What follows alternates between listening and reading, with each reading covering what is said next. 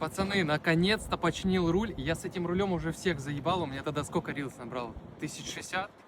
Бля, просто скрипел руль. Я уже не знал, что делать. Официал меня вообще нахуй послал. Звонил на Баварию, сказали, мы вам можем поменять только деталь. Деталь там минимум 300 баксов стоила. Думаю, хорошо.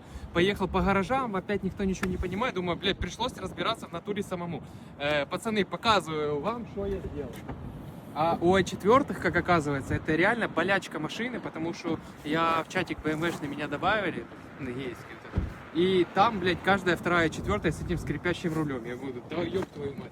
Короче, в Киеве нормально это все делали, а у нас в Виннице, к сожалению, это сделать не могут. Так, снимаем защитку и смотрим. Я тут уже сам покажу.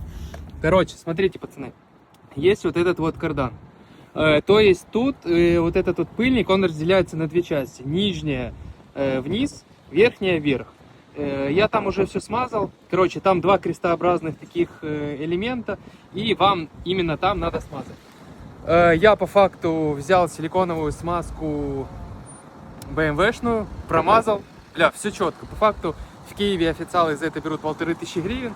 Я еще рад, что мне теперь не надо платить деньги за эту работу. Так что, фу, слава богу, разобрался спустя полгода.